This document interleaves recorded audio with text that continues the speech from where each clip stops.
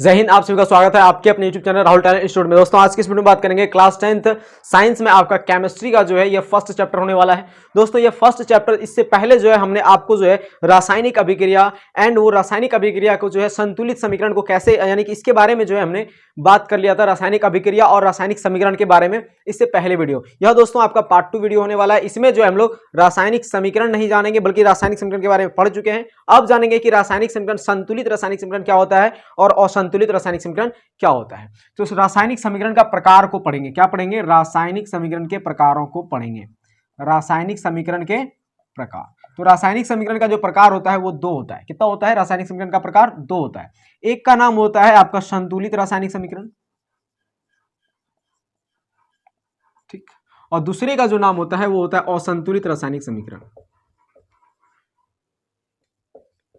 रासायनिक समीकरण, अब इस चीज को ध्यान से समझिए। संतुलित रासायनिक समीकरण क्या होता है और असंतुलित रासायनिक समीकरण क्या होता है। संतुलित का मतलब होता है किसी भी चीज में बैलेंस बनाना। जैसे देखिए, अगर आप तराजू अगर देखते होंगे तो तराजू में जो है क्या रहता है? बैलेंस बना रहता है। यानी यहाँ पे जो है क्या रहता है? आपका एक बैलेंस बना रहता है। अगर इस पार 2 किलोग्राम का बटखरा या फिर कोई चीज अगर चढ़ा हुआ है, मान लीजिए 2 किलोग्राम का जो है आपका 2 किलोग्राम का आलू यहाँ पे रखा हुआ है, ठीक, 2 किलो आलू है, और इस पार जो है 1.5 किलो जो है आपका खीरा है, ठीक, ककम्बर 1.5 किलो इस पर खीरा है।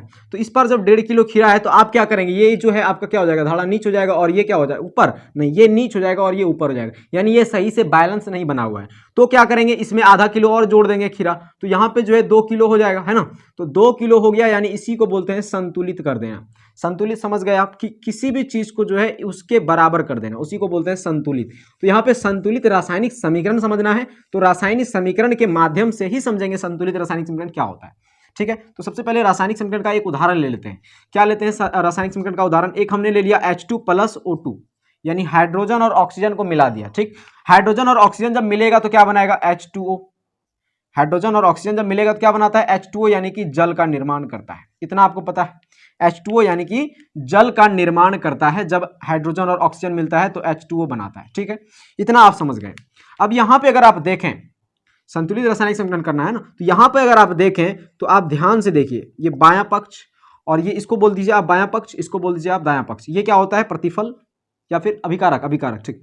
तो रासायनिक समीकरण में या फिर रासायनिक अभिक्रिया में भाग लेने वाले जो तत्व होता है उसको क्या बोलते हैं? अभिकारक, और जो नए पदार्थ बनता है उसको बोलते हैं प्रतिफल, ठीक है। तो ये हो गया बायां पक्ष, और इसको हम लोग बोलते हैं दायां पक्ष। क्या बोलते हैं? दायां पक्ष। अब बताइए, बायां पक्ष में जो हाइड्रोजन है वो क्या है? तो कहेंगे हाइड्रोजन का जो मोल है, इसको मोल पढ़ते हैं, इसके बारे में आगे भी पढ़ेंगे, लेकिन फिलहाल आप जो है इसको अणु पढ़िए। अणु हालांकि यहाँ होता है, लेकिन हाइड्रोजन की जो परमाणु है वो कितना है?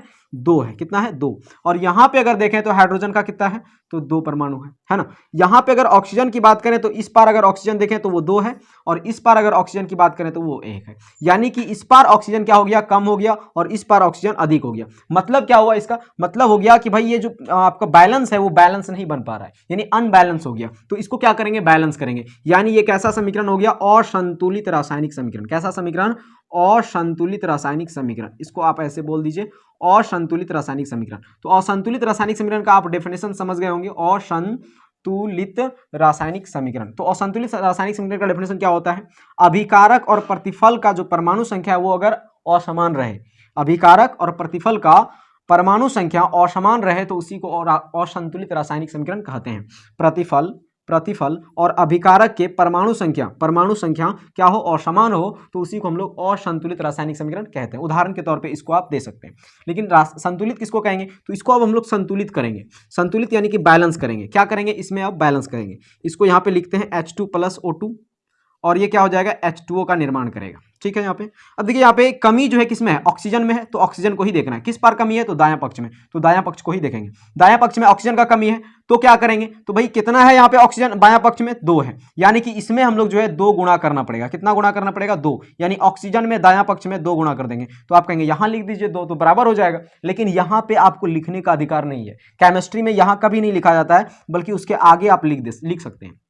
आप कहेंगे यहाँ भी क्यों लिखें, इसके आगे लिख सकते हैं? नहीं, बीच में आप उसका नहीं लिख सकते, बल्कि वो जिसके साथ जुड़ा हुआ है, जिस भी तत्व के साथ वो जुड़ा हुआ है उसको आपको आगे लिखना है। ठीक है। तो यहाँ पे 2 जब लिख दिए तो ऑक्सीजन क्या हो गया 2, लेकिन जैसे ऑक्सीजन 2 हुआ तो हाइड्रोजन कितना हो गया 2 दूनी, इसका गुणा होता है 2 दूनी 4 हो गया, हाइड्रोजन क्या हो गया 4, यानी कि दायां पक्ष में जो हाइड्रोजन हो गया वो दुगुना हो गया 4 हो गया। और ले यहाँ पे अब हाइड्रोजन जो है वो 2 बचा, तो क्या करेंगे अब बायां पक्ष में भी हाइड्रोजन में 2 गुणा कर देंगे तो बराबर हो जाएगा। तो 2 गुणा करेंगे, क्या यहाँ पे गुणा कर दें, नहीं भाई, तो इसके आगे गुणा करते हैं, तो इसके आगे यहाँ पे 2 लिख सकते हैं हम।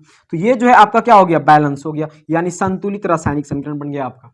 यानी यहां भी अब हाइड्रोजन क्या हो गया, हाइड्रोजन 4 यहां भी है तो हाइड्रोजन 4 यहां भी है, ऑक्सीजन 2 यहां भी है तो ऑक्सीजन 2 यहां भी है। ये क्या हो गया हमारा संतुलित रासायनिक समीकरण। तो इसको डेफिनेशन के तौर पे कैसे लिखेंगे, वैसा रासायनिक समीकरण, इसको क्या बोलते हैं रासायनिक समीकरण, वैसा रासायनिक समीकरण जिसके अभिकारक और प्रतिफल, अभिकारक और प्रतिफल की परमाणु संख्या समान होती है, प्रतिफल की परमाणु संख्या समान होती है, उसी को हम लोग जो है संतुलित रासायनिक समीकरण कहते हैं।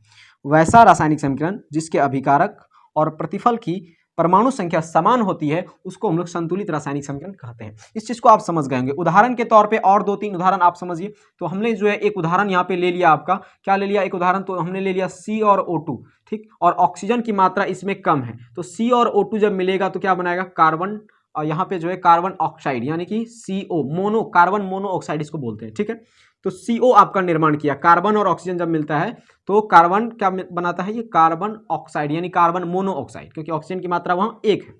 समझ रहे हैं इस चीज को, ठीक है। अब देखिए यहाँ पे, अब ये क्या है, इसको देखेंगे कि ये भाई बैलेंस है या फिर अनबैलेंस है। तो देखिए आप इसको दायां पक्ष, और ये क्या है बायां पक्ष, तो बायां पक्ष लिखेंगे बायां साइड, और ये क्या है दायां पक्ष, तो दायां साइड लिखेंगे, ठीक है। तो अब ये बायां में है, बायां साइड में क्या है C, यानी कि ये जो कार्बन है वो कितना है 1 है। और अगर देखें ऑक्सीजन, ऑक्सीजन कितना है, तो भाई ऑक्सीजन आप कहेंगे ऑक्सीजन तो है कितना, तो 2 है ऑक्सीजन। और इस पार की अगर बात करें तो कार्बन भी 1 है और ऑक्सीजन भी 1 है ना। तो अब कहेंगे कि भाई ऑक्सीजन 2 है, यहाँ पे ऑक्सीजन का यानी कि क्या हो रहा है कम है, तो ऑक्सीजन में यहाँ क्या करेंगे हम लोग गुणा कर देंगे, कितना गुणा करना है 2, तो 2 लिख देंगे। यहाँ पे क्या करेंगे नीचे लिखेंगे, नहीं नीचे कभी नहीं लिखते हैं बल्कि इसके आगे लिखते हैं। जब इसके आगे जैसे लिखे, लेकिन हाँ ये तो क्वेश्चन है आपका, क्वेश्चन में नहीं लिखना है बल्कि इसका एक आंसर बनाना है यहाँ पे C+O2 एंड क्या बना CO, ठीक है। तो इसके आगे जो है हम लोग क्या करेंगे, O को जो है दायां पक्ष के आगे जो है 2 बैठा दिए। अब जैसे देखिए ये जैसे O जो है 2 हुआ तो कार्बन कहता है हम भी जो है क्या हो गए 2 हो गए, यानी कि ये कार्बन भी बोलता है हम भी 2 हो गए, ऑक्सीजन तो है ही, तो ये तो बैलेंस हुआ। लेकिन कार्बन क्या हो गया दायां पक्ष में, भाई ये अनबैलेंस हो गया। यहाँ पे देखिए अब कार्बन 1 है और यहाँ पे कार्बन 2 है, तो अब क्या करेंगे इस कार्बन को भी जो है 2 बना देंगे, यानी इसमें भी 2 गुणा कर दिए। तो इसको जब 2 बनाए तो अब देखिए ये बैलेंस हुआ क्या, कार्बन भी 2 बायां पक्ष में और कार्बन भी 2 दायां पक्ष में, ऑक्सीजन भी 2 और ऑक्सीजन भी 2, यानी यहाँ पे भी देखिए कार्बन 2, यहाँ पे भी कार्बन 2, ऑक्सीजन 2 और ऑक्सीजन 2। तो ये क्या हो गया हमारा संतुलित रासायनिक समीकरण, क्या हो गया संतुलित रासायनिक समीकरण, ठीक है। संतुलित रासायनिक समीकरण आप समझ गए होंगे। उसके बाद और 2-3 उदाहरण जो है हम लोग ले लेते हैं, 2-3 उदाहरण और लेते हैं हम लोग जो है। एक और उदाहरण लेते हैं Mg यानी कि मैग्नीशियम को मिलाते हैं, Mg और HCl को मिलाते हैं, ठीक है।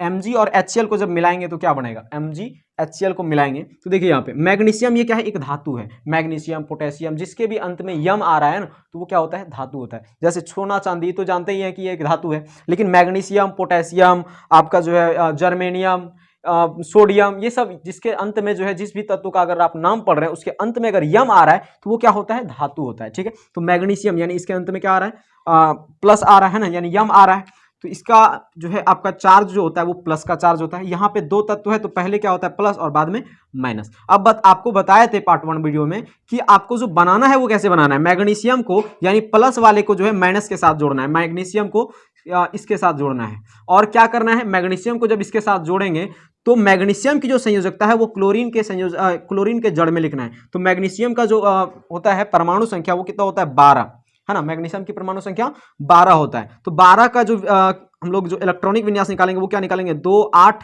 और 2 2 8 10 2 12, लेकिन इस 2 को क्या कर देता है त्याग कर देता है। तो 2 का जो त्याग किया वही क्या होता है हमारा संयोजकता होता है। तो मैग्नीशियम की संयोजकता क्लोरीन के जड़ में, तो यहाँ पे लिख देना है। उसके बाद अगर बात करें क्लोरीन की संयोजकता किसके जड़ में, तो मैग्नीशियम के जड़ में। और क्लोरीन की संयोजकता कितना होता है भाई, तो क्लोरीन की संयोजकता 1 होता है। तो मैग्नीशियम के जड़ में अगर आप 1 लिखेंगे तो कोई फर्क नहीं पड़ने वाला है। उसके बाद जो है आपका बचा क्या हाइड्रोजन ही तो बता, तो हाइड्रोजन को अकेला लिखते नहीं है, इसको H2 बना दीजिए, ठीक है।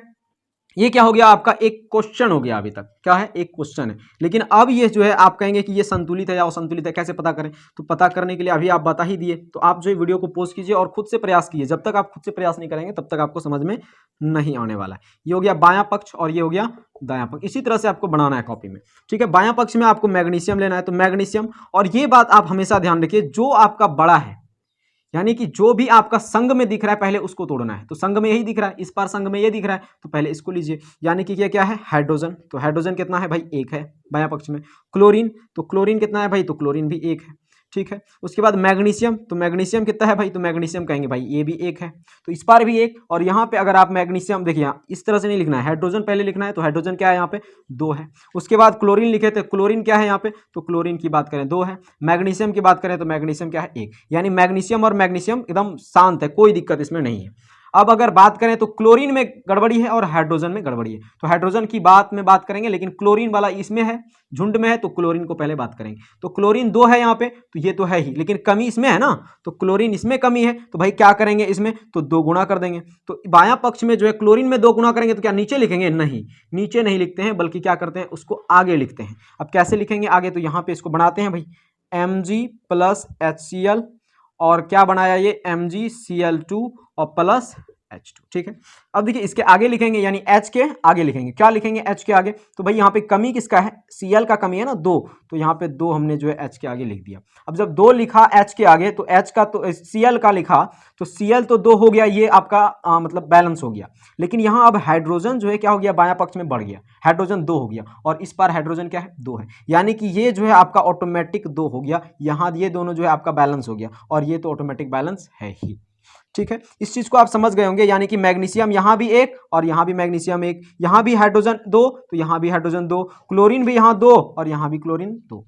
ये चीज आपका क्या हो गया, बैलेंस हो गया। यानी कि संतुलित रासायनिक समीकरण आपका समझ में आ गया होगा आपको, और संतुलित करने भी आ गया होगा। किताब में जितने भी आपके उदाहरण है उन सभी उदाहरण को उठाइए और एक एक करके आपको करने का प्रयास करना है उस चीज को, ठीक है। तो उदाहरण को जब तक आप नहीं करेंगे तब तक आप जो है इस चीज को नहीं समझ पाएंगे। तो संतुलित एंड असंतुलित रासायनिक समीकरण को आप समझ गए होंगे। और असंतुलित समीकरण किसको कहेंगे, जिसके वैसा समीकरण, वैसा रासायनिक समीकरण जिसके प्रतिफल, जिसके अभिकारक और प्रतिफल की परमाणु संख्या असमान होती है, उसको असंतुलित रासायनिक समीकरण कहते हैं। उसके बाद अगर संतुलित रासायनिक समीकरण का डेफिनेशन लिखा जाए तो आप लिख लीजिए, संतुलित रासायनिक समीकरण किसे कहेंगे, वैसा रासायनिक समीकरण जिसके अभिकारक और प्रतिफल का परमाणु संख्या समान होता है, उसे संतुलित रासायनिक समीकरण कहते हैं। अब देखिए 100 से संतुलित और 100 से समान परमाणु संख्या, 100 से संतुलित 100 से समान परमाणु संख्या, अ से असमान परमाणु संख्या दोनों पक्षों में, और अ से असंतुलित रासायनिक समीकरण। इस चीज से भी आप अंदाजा लगा सकते हैं और याद रख सकते हैं, ठीक है जी। तब इसका जो है आप एक स्क्रीनशॉट ले सकते हैं। स्क्रीनशॉट लेने के बाद अब जो है हम लोग देखेंगे अगला टॉपिक कि संतुलित रासायनिक समीकरण जो होता है, यानी रासायनिक समीकरण जो होता है, इसको संतुलित करना क्या जरूरी है, क्यों आखिर हम लोग संतुलित इसको करते हैं, कुछ तो इसके पीछे वजह होगा, कुछ नियम होगा, उस चीजों के बारे में जो है अब हम लोग जान लेते हैं। इस बोर्ड को जो है हम लोग साफ कर लेते हैं, ठीक है। तो दोस्तों अब हम लोग जो है रासायनिक समीकरण को संतुलित क्यों किया जाता है इसके बारे में जानेंगे, यानी कारण को जानेंगे कि रासायनिक समीकरण को आखिर रियल में संतुलित क्यों करते हैं हम लोग। तो ध्यान से समझिए आखिर क्यों संतुलित करते हैं। सबसे पहले एक रासायनिक समीकरण हम लोग ले लेते हैं। ये हमने ले लिया एक H2, सबसे शॉर्ट उदाहरण लेना है आपको जो याद रह सके, ठीक है। बड़ा सा उदाहरण ले लेंगे आपको याद रहेगा नहीं। तो H2 और O2 को ले लिए, क्या बनाएगा H2O यानी जल, ठीक है। ये सबसे शॉर्ट उदाहरण है आपका। अब देखिए आपका रासायनिक समीकरण को संतुलित क्यों किया जाता है, यही है। तो इससे पहले आपको एक नियम जानना होगा, द्रव्यमान संरक्षण का नियम। क्या होता है, द्रव्यमान संरक्षण का नियम।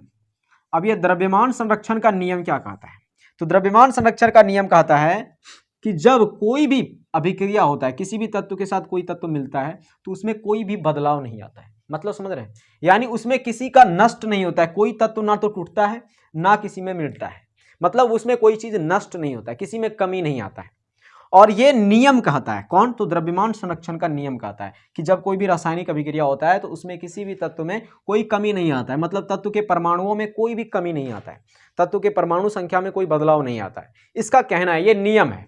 तो और इस नियम को जो है हम लोग संतुष्ट करने के लिए कि ये रियल बात है कि जब हम लोग इसको मिलाते हैं तो ये क्या हो जाता है, जल बनता है। यानी कि हम लोग हाइड्रोजन गैस और ऑक्सीजन गैस को मिलाते हैं तो जल बनता है, यानी ये जो है आपका बन गया, रियल में बना, और इससे क्या है, ये बदलाव हो गया। क्यों? क्योंकि अगर आप बाएं पक्ष में देखेंगे तो हाइड्रोजन 2 है, यहां भी देखेंगे दाएं पक्ष में तो हाइड्रोजन 2 है, ऑक्सीजन देखेंगे तो 2 है और ऑक्सीजन 1 है। लेकिन इसका नियम क्या कहता है?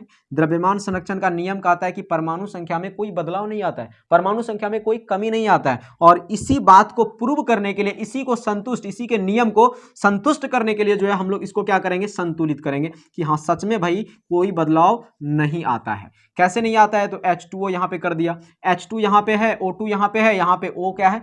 1 है। तो यहाँ इसके आगे जब 2 लिखे तो हाइड्रोजन क्या हो गया? 4 हो गया। और हाइड्रोजन के आगे जब 2 लिखे तो 2 दूनी 4 यानी 2H2। यहाँ भी हाइड्रोजन 4, यहाँ भी हाइड्रोजन 4 और यहाँ भी ऑक्सीजन 2 और यहाँ भी ऑक्सीजन 2, यानी कि ये क्या हो गया? हमारा संतुलित हो गया। तो ये जो संतुलित किए, कौन से नियम को संतुष्ट करने के लिए किए? तो द्रव्यमान संरक्षण के नियम को संतुष्ट करने के लिए। तो सिंपल सा इसका डेफिनेशन हो गया कि रासायनिक समीकरण को संतुलित करना क्यों मतलब क्यों आवश्यक है, क्यों किया जाता है? तो द्रव्यमान संरक्षण के नियम को संतुष्ट करने के लिए जो है रासायनिक समीकरण को संतुलित किया जाता है। ठीक है, द्रव्यमान संरक्षण के नियम को संतुष्ट करने के लिए रासायनिक समीकरण को संतुलित किया जाता है। क्या किया जाता है? संतुलित किया जाता है। ठीक है, इतना सा आपको जो है लिख देना है और ये मोस्ट इंपॉर्टेंट है आपके एग्जाम में। कई बार ये क्वेश्चन जो है आपका फर्स्ट चैप्टर से अक्सर पूछते रहता है एग्जाम में कि रासायनिक समीकरण को संतुलित करना क्यों आवश्यक है। तो बता देना है कि द्रव्यमान संरक्षण के नियम को संतुष्ट करने के लिए जो हम लोग रासायनिक समीकरण को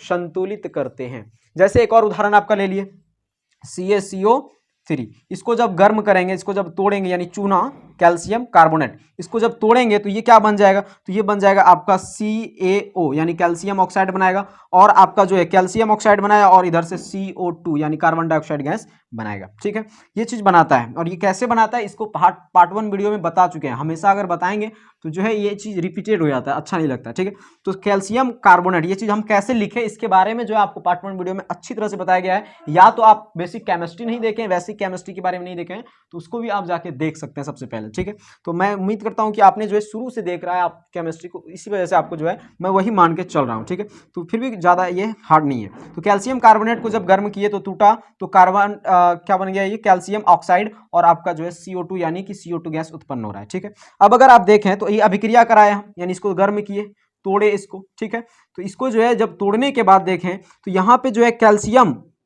यहाँ पे अगर कैल्शियम की बात करें तो वो कितना है? आप कहेंगे कैल्शियम भाई क्या है? तो कैल्शियम की अगर बात करें तो यहाँ पे कैल्शियम कितना है? तो कहेंगे कैल्शियम 1 है परमाणु संख्या। और यहाँ पे अगर कैल्शियम की बात करें तो वो भी 1 है। और उसके बाद अगर कार्बन की बात करें, कार्बन की बात करें तो वो भी कितना है? 1 है ना, कार्बन 1। और ऑक्सीजन की अगर बात करें तो वो है 3। तो यहाँ भी अगर कार्बन की बात करें, ये कार्बन, तो कार्बन की बात करें तो कितना है? 1। और ऑक्सीजन की बात करें तो कितना है? देख लीजिए, ऑक्सीजन की बात करें तो वो कितना है? 2। और Ca हो गया। यहाँ पे अगर आप देखें तो ऑक्सीजन 1 यहाँ पे, ऑक्सीजन 2 यहाँ पे, तो ऑक्सीजन कितना हो गया? 3 ना हुआ यहाँ पे। तो ऑक्सीजन 3 यहाँ पे, ऑक्सीजन 3 यहाँ पे भी, तो ऑक्सीजन 3 यहाँ पे भी, ऑक्सीजन 3 यहाँ पे भी है। ठीक है, तो ये देखिए आप अगर देखें तो समान है, यानी ये समीकरण जो है क्या है? आपका एक संतुलित रासायनिक समीकरण है। इसको जो तोड़े तो इसको जरूरत नहीं है, जो चीज संतुलित रहता है वो चीज मतलब संतुष्ट कर रहा है इस नियम को, द्रव्यमान संरक्षण के नियम को संतुष्ट कर रहा है। जैसे आपके पास अगर बना हुआ जो है कोई खाना आ जाए, तो जब बना हुआ खाना आ जाता है तो क्या फिर आप उसको फोड़ नहीं करते हैं, मतलब उसको फिर से आप नहीं बनाते हैं, मतलब उसको जो है आप भोजन कर लेते हैं उसका। ठीक है, तो उसी तरह से यहाँ पे भी जो है ये चीज आपका बना हुआ है, यानी पहले से इस चीज को सब संतुष्ट किया हुआ है, तो यहाँ पे कोई जरूरत उसका नहीं है। तो आप बोल देना है कि भाई ये तो संतुष्ट कर रहा है इस नियम को। ठीक है, उसके बाद देखेंगे अब अगला नियम है आपका, यानी अगला एक टॉपिक है कि रासायनिक समीकरण से प्राप्त जानकारी क्या क्या होता है। रासायनिक समीकरण, यानी रासायनिक समीकरण को जब हम लिखते हैं तो उससे क्या क्या जानकारी प्राप्त होता है। रासायनिक अभिक्रिया होता है लेकिन उसको समीकरण के माध्यम से लिखते हैं। क्या लिखे? तो H2 या फिर आप जो है मिला दीजिए यहाँ पे नाइट्रोजन और ऑक्सीजन को, या फिर जो है आप कहेंगे भाई नाइट्रोजन और ऑक्सीजन को क्यों मिलाएंगे? नाइट्रोजन और H2 को मिला दीजिए। तो नाइट्रोजन और H2 को जब मिलाएंगे तो क्या बनाएगा? NH3 यानी अमोनिया बनाता है। नाइट्रोजन और हाइड्रोजन गैस जब मिलता है तो अमोनिया बनाता है। क्या बनाता है? अमोनिया। और ये जो है आपका संतुलित नहीं है, तो संतुलित कैसे करेंगे? यहाँ पे नाइट्रोजन कितना है? 1। यहाँ पे भी नाइट्रोजन 1, तो कोई दिक्कत नहीं। यहाँ हाइड्रोजन 2, यहाँ हाइड्रोजन 3, तो क्या करेंगे? इसमें जो है यानी 2 हाइड्रोजन है और यहाँ 3 हाइड्रोजन है, तो क्या कर सकते हैं? तो हाइड्रोजन के आगे हमको क्या 1 लिखेंगे? नहीं, 2 गुना 1 करेंगे तो भी 2 ही तो होगा। तो क्या करेंगे? इसका एलसीएम लेते हैं। तो एलसीएम लेते हैं तो कितना होता है? 3 दूनी 6, यानी कि 3 यहाँ पे है तो इसके आगे 2 लिखेंगे? नहीं भाई, बल्कि इसके आगे 2 लिखेंगे और 3 यहाँ पे लिखेंगे, क्योंकि 3 दूनी 6 यानी हाइड्रोजन 6 हो गया, और यहाँ पे 3 दूनी 6 यानी हाइड्रोजन 6 हो गया। लेकिन नाइट्रोजन कितना हो गया? 2, और यहाँ पे नाइट्रोजन कितना है? 1 ही है। लेकिन इसके आगे जब 2 दे दिए तो अब ये क्या हो गया, प्रूव हो गया, यानी सही से हो गया। और इसके नीचे नहीं कुछ तो 1 है, 1 2 3 यही हो गया ना। तो 1 2 3 इसको जो है हम लोग बोलते हैं मोल। क्या बोलते हैं इसको? मोल बोलते हैं, इसका नाम मोल है। तो ये आपको बता देना सबसे पहला कि रासायनिक समीकरण से हमें मोल की जानकारी मिलती है। क्या मिलती है? मोल की जानकारी मिलती है। दूसरा आपको बता देना है कि रासायनिक समीकरण जब हम लोग बनाते हैं, रासायनिक समीकरण जब हमें लिखते हैं तो हम लोग को जो है क्या मिल जाता है, हम लोग को परमाणु की संख्या का जानकारी मिल जाता है। ये परमाणु संख्या की जानकारी मिलता है। परमाणु संख्या, क्योंकि परमाणु संख्या नहीं पता रहेगा तो संयोजकता नहीं पता रहेगा, और संयोजकता नहीं पता रहेगा तो इसको जड़ में कैसे लिखेंगे आप? तो परमाणु संख्या की जानकारी प्राप्त होता है, परमाणु संख्या की जानकारी। तीसरा आपका क्या होता है? परमाणु संख्या की जानकारी, अणु का भी जानकारी होता है। इसको बोलते हैं हम लोग अणु। क्या बोलते हैं? ये 2 3 और 2 ये क्या है? आपका एक अणु है। तो अणु की भी जानकारी होता है, अणु की जानकारी पता चलता है। ठीक है, परमाणु मतलब समझ रहे हैं ना? परमाणु जैसे आपका अगर हाइड्रोजन की बात करें तो हाइड्रोजन की परमाणु संख्या कितना होता है? 1 होता है ना? तो परमाणु की बात पता चला कि नहीं? उसके बाद चौथा नंबर अगर आप बात करें तो चौथा नंबर जो है आपको रासायनिक संकेतों और सूत्रों का पता चलता है। संकेत व सूत्रों का नाम पता चलता है, संकेत एंड सूत्रों का नाम पता चलता है, या फिर नाम की जानकारी प्राप्त होती है। पांचवा नंबर अगर बात करें तो आपको रासायनिक नाम का पता चलता है, रासायनिक नाम की जानकारी मिलता है। क्योंकि आपको अगर यहाँ पे लिख दिया नाइट्रोजन तो आप उस चीज को जो है कैसे रिप्रेजेंट करेंगे? तो एन के माध्यम से। अगर हम जो है यहाँ पे हाइड्रोजन लिख दिए तो उस चीज को जो है संकेत उसका क्या है, यानी उसका रासायनिक नाम क्या है, तो रासायनिक नाम का जानकारी प्राप्त होता है। किससे? तो भाई हाइड्रोजन से, है ना? तो रासायनिक नाम का भी जानकारी प्राप्त होता है। यहाँ पे लिख देना है आपको कि रासायनिक नाम की जानकारी प्राप्त होती है, रासायनिक नाम की जानकारी प्राप्त होती है। ठीक है यहाँ तक। उसके बाद अगर अगला देखें टॉपिक क्या है तो रासायनिक समीकरण से लाभ, यानी रासायनिक समीकरण से हमें क्या क्या लाभ होता है। कोई भी रासायनिक समीकरण आप अगर लिखें तो सेम यही लिख दीजिए आप, H2 प्लस O2 और क्या हो जाएगा ये 2H2O, यही होगा 2H2O और यहाँ पे 2, यानी ये तो आपका जो है अपने आप याद हो जाएगा अपने। ठीक है, तो रासायनिक समीकरण से लाभ क्या क्या होता है? पहला ये लाभ होता है समय की बचत। अगर आपको यहाँ पे रासायनिक अभिक्रिया लिखें, रासायनिक अभिक्रिया यानी हाइड्रोजन लिखना पड़ेगा, ऑक्सीजन लिखना पड़ेगा शब्दों में, और यहाँ पे जल लिखना पड़ेगा, तो इसको जो है हम तुरंत लिख दिए, है ना? तो समय की बचत हुआ। दूसरा क्या होता है? समय की बचत होता है। और भी क्या होता है? मतलब खर्च, कलम की बचत, है ना? और तीसरा क्या होता है? तो कॉपी की बचत, यानी जगह की बचत होता है। तो कॉपी की बचत, ये तीनों चीज उतना मायने नहीं रखता है। ये तीनों चीज जो है आपका उतना मायने नहीं रखता है कि क्या चीज का बचत हो रहा है, मायने नहीं रखता है, कोई मायने नहीं रखता है। ठीक है, लेकिन आपका चौथा चीज जो है सबसे इंपॉर्टेंट चीज है, वो क्या है कि रासायनिक समीकरण से जो लाभ है वो हमें ये है कि ये रासायनिक समीकरण जो है आपका रासायनिक समीकरण ये इंटरनेशनल है। क्या है? इंटरनेशनल है। बल्कि ये किसी भी देशों में जो है, अगर आप अमेरिका वाले को भी पूछेंगे कि भाई हाइड्रोजन और ऑक्सीजन जब मिलेगा तो क्या बनेगा, वो कहेगा जल। तो इसका रिएक्शन बना के दिखाओ, यानी कि इसका समीकरण बना के दिखाओ, इक्वेशन बना के दिखाओ, तो वो यही बनाएगा, वो H2 ऐसे ही लिखेगा वो। यानी कि ये क्या है? इंटरनेशनल है। तो ये एक हम लोग को क्या है? एक लाभ मिलता है कि जब हम लोग को रासायनिक समीकरण की जानकारी प्राप्त होती है तो हम लोग जो है इंटरनेशनल, यानी कि किसी भी देश में जाकर इसके बारे में जान सकते हैं, किसी से पूछ सकते हैं, यानी ये इस चीज का हम लोग पहचान कर सकते हैं। ठीक है, तो रासायनिक समीकरण से ये जो प्रमुख लाभ है वो क्या है? रासायनिक समीकरण को इंटरनेशनल है। रासायनिक समीकरण क्या है? इंटरनेशनल है। सूत्रों का नाम क्या है? इंटरनेशनल है। समझ रहे हैं? तो ये चीज आपका जो है कुछ टॉपिक था, इसको आपने कवर कर लिया। दोस्तों इस चीज को जो है आपने कवर कर ही लिया होगा। अब अगला टॉपिक को देख लेते हैं, छोटा सा टॉपिक है, अब उसके बाद जो है आप पार्ट 3 वीडियो में बताया जाएगा। ठीक है, तो इसका आप एक स्क्रीनशॉट ले सकते हैं। हाँ, तो दोस्तों अब हम लोग जो है देखेंगे कि रासायनिक अभिक्रिया को कैसे उपयोगी बनाया जाता है, यानी अधिक ज्यादा उपयोगी। यानी रासायनिक अभिक्रिया में कुछ चीजें लिखने के बाद वो जो है काफी ज्यादा उपयोगी बन जाता है और कोई भी व्यक्ति जो है उस चीज को समझ सकता है। चलिए देख लेते हैं। अवस्था का जानकारी, सबसे पहला जो है रासायनिक अभिक्रिया को अधिक उपयोगी बनाने के लिए दो जानकारी होना चाहिए आपको। एक अवस्था का जानकारी प्राप्त करना चाहिए, दूसरा ऊष्माक्षेपी और ऊष्माशोषी का जो है आपको पास जानकारी होनी चाहिए। तो अवस्था का जानकारी आपको पता है, अवस्था 3 अवस्था होता है किसी भी पदार्थ का, किसी भी तत्व का। वो क्या क्या होता है? एक होता है आपका ठोस अवस्था, जिसको हम लोग सोलिड कहते हैं, एस से डिनोट करते हैं। ठीक, एक होता है आपका द्रव अवस्था, जिसको हम लोग लिक्विड कहते हैं, एल से डिनोट करते हैं, और एक होता है आपका गैसीय अवस्था, यानी गैस, जिसको हम लोग जी से डिनोट करते हैं। ठीक है, तो जहां पे भी आपको एस दिखे, मतलब वो जो है आपका जो दिख रहा है, वो जो तत्व दिख रहा है वो क्या है? वो एक ठोस है। जहां एल दिखे वो क्या है? द्रव है। जहां जी दिखे वो क्या है? गैस है। ठीक है, तो देखिए अब यहाँ पे जो है हमने संतुलित रासायनिक समीकरण लिया है, यहाँ भी संतुलित रासायनिक समीकरण लिया है। यहाँ पे H2 ये क्या है? एक गैस है, तो हमने G से डिनोट कर दिया। यहाँ पे O2 क्या है? एक गैस है, तो हमने G से डिनोट कर दिया। यहाँ पे H2O जो है वो क्या है? जल है, यानी कि एक द्रव है, तो L से डिनोट कर दिया, यानी L4 लिक्विड होता है, ठीक है। दूसरा है CaCO3 यानी कार्बन और कैल्शियम कार्बोनेट यानी चूना, ठीक है। तो चूना क्या है आपका, एक ठोस पदार्थ है, तो सोलिड, ठोस को सोलिड यानी कि S से डिनोट करते हैं, तो S से डिनोट कर दिए। और जब सोलिड को गर्म किया जाता है यानी उसको जब धिपाया जाता है तो गर्म करना, उसको जो है हम लोग त्रिभुज से डिनोट कर देते हैं, तीर के ऊपर त्रिभुज बना दीजिए, मतलब समझ आया कि उसको आप क्या कर रहे हैं, गर्म कर रहे हैं। और गर्म करने के बाद जो है वो क्या बनाता है, कैल्शियम ऑक्साइड, जो कि आपका सोलिड होता है यानी कि ठोस पदार्थ होता है, और CO2 यानी कि कार्बन डाइऑक्साइड गैस उत्पन्न करता है, तो गैस G से इसको डिनोट कर दिया, ठीक है। इस चीज को आप समझ गए होंगे। उसके बाद दूसरा है आपका उष्माक्षेपी और उष्माशोषी अभिक्रिया, उष्माशोषी और उष्माक्षेपी की जानकारी।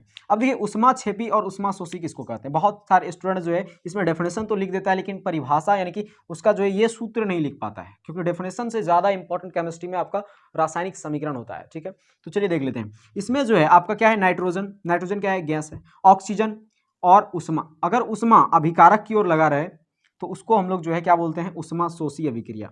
यानी कि अगर रासायनिक अभिक्रिया के फलस्वरूप उष्मा का शोषण हो रहा है, उष्मा उसे दोहना पड़ रहा है, तब जाके जो है उसे हम लोग उष्माशोषी अभिक्रिया कहते हैं। रासायनिक अभिक्रिया हो रहा है, रासायनिक अभिक्रिया के फलस्वरूप उष्मा का शोषण होना, उष्मा को जो है पहले ही लगा देना, वो क्या कहलाता है, रासायनिक अभिक्रिया जो है वो उष्माशोषी अभिक्रिया कहलाता है। कैसा रासायनिक अभिक्रिया, उष्माशोषी रासायनिक अभिक्रिया कहलाता है, ठीक है। तो उष्माशोषी रासायनिक अभिक्रिया में इसको दे देना है, यानी अभिकारक की ओर अगर उष्मा रहे तो क्या कहलाएगा आपका, उष्माशोषी अभिक्रिया, और अगर प्रतिफल की ओर उष्मा रहे तो वो क्या कहलाएगा आपका, उष्माक्षेपी अभिक्रिया। उष्माक्षेपी अभिक्रिया किसको कहेंगे, यहाँ पे देखिए कैल्शियम कार्बोनेट को जो है ये क्या एक सोलिड है, और इसमें जब जल डाला जाता है तो जल डालने के बाद कैल्शियम हाइड्रोक्साइड का निर्माण करता है, जो कि एक विलयन होता है, नीचे जाके बैठ जाता है। उसके बाद कार्बन डाइऑक्साइड गैस उत्पन्न करता है और साथ साथ उष्मा का भी उत्पन्न होता है, उष्मा का भी उत्पन्न होता है। अब बताइए जब उष्मा उत्पन्न हो रहा है तो उष्मा फेंक रहा है ना, उष्मा की उत्पत्ति हो रहा है, तो वैसे रासायनिक अभिक्रिया जिसके दौरान उष्मा की उत्पत्ति होती है उसको हम लोग जो है उष्माक्षेपी अभिक्रिया कहते हैं। क्या कहते हैं उसको, उष्माक्षेपी अभिक्रिया उसको कहते हैं। इसको क्या बोलेंगे, उष्माक्षेपी अभिक्रिया इसको कहेंगे, ठीक है। उष्माक्षेपी को आप समझ गए होंगे, यानी कि प्रतिफल की ओर अगर उष्मा पाया जाए तो वो जो है समीकरण कैसा होगा, उष्माक्षेपी समीकरण, और अगर अभिकारक की ओर उष्मा पाया जाए तो उसको हम लोग बोलेंगे उष्माशोषी अभिक्रिया या उष्माशोषी समीकरण, ठीक है। उसके बाद उष्मा का ये जो है कई बार आपके एग्जाम में बनते हैं, इस चैप्टर से मोस्ट इंपॉर्टेंट ये आपका क्वेश्चन है, इसको आप ध्यान से समझिएगा। क्वेश्चन इस तरह से पूछा जाता है कि उष्माक्षेपी और उष्माशोषी अभिक्रिया में जो है आपका अंतर बताइए, तो इस तरह से आपको जो है लिख देना है अंतर कि उष्माशोषी अभिक्रिया किसे कहेंगे, वैसा रासायनिक अभिक्रिया या फिर वैसा रासायनिक समीकरण जिसमें रासायनिक अभिक्रिया के फलस्वरूप उष्मा पहले लगता हो या उष्मा का उपयोग होता हो, उष्मा उसमें जरूरी है, तो उसी को हम लोग जो है उष्माशोषी, उष्मा का शोषण होता हो वैसा रासायनिक अभिक्रिया जिसमें उष्मा का शोषण होता है उसे उष्माशोषी अभिक्रिया, और वैसा रासायनिक अभिक्रिया जिसमें उष्मा का अवक्षेपण होता है, यानी बोल सकते हैं कि उष्मा उत्पन्न होता है, उसी को हम लोग जो है क्या बोलते हैं, उष्माक्षेपी अभिक्रिया कहते हैं, ठीक है। एक और टॉपिक है आपका कि उष्मा का एसआई मात्रक क्या होता है, तो उष्मा का एसआई मात्रक जूल होता है, ये चीज आपका, यानी उष्मा को कैसे मापते हैं, तो जूल से मापते हैं। जैसे दूरी को कैसे मापते हैं, तो दूरी को बोलेंगे आप किलोमीटर से मापते हैं, है ना। उसी तरह से उष्मा को जो है जूल से मापते हैं, जिसे कैलोरी भी कहा जाता है, ठीक है। तो इस चीज का आप एक स्क्रीनशॉट ले सकते हैं। और दोस्तों ये चीज करने के बाद उसके बाद जो है हम लोग अगले वीडियो में रासायनिक अभिक्रिया के प्रकारों को देखेंगे, और उन सभी प्रकारों को जो है क्लास में ही आपको याद करा दिया जाएगा, ठीक है। तो दोस्तों मिलते हैं अगले वीडियो में, तब तक के लिए जय हिंद, जय भारत।